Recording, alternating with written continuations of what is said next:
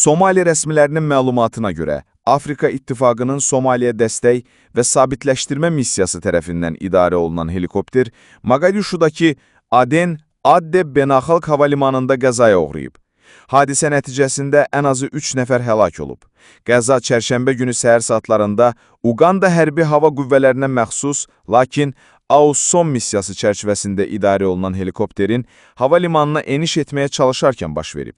Helikopter daha əvvəl aşağı Şabel bölgəsindəki Baledogle aviabazasından 8 nəfərlə havaya qalxmışdı. Rəsmilər bildiriblər ki, 3 nəfər qəzanı sağ keçib və AUSOM xəstəxanasına aparılıb. Lakin vəziyyətləri barədə məlumat verilməyib. Şahidlər helikopterin idarəni itirərək yerə düşməsindən və alovlanmasından əvvəl sürətlə fırlandığını görüblər. Hava limanı yaxınlığında yaşayan Əbdürrəhim Əli böyük bir partlayış və hər yerdə tüstü gördüyünə deyib. Aviasiya zabiti Omar Farah bildirib ki, helikopterin sürətlə fırlandığını müşahidə edib.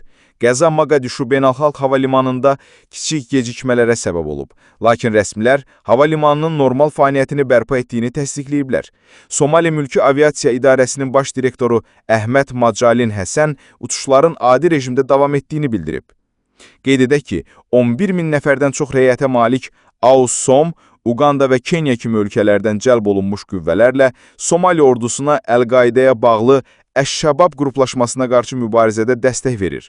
Eyni zamanda Somali dövlət mediası bu həftə bildirib ki, Milli Ordu Orta Şabel bölgəsində keçirdiyi əməliyyat zamanı Əş-Şəbab qruplaşmasının tanınmış liderini zərərsizləşdirib. Somali Milli Xəbər Agentliyi hərbi mənbələrə istinadən hədəfin Dar-Namaa ərazisində məhv edildiyini açıqlayıb. Ən son yeniliklərdən xəbər tutmaq üçün kanalımıza abunə olub, bildirişləri açmağı unutmayın.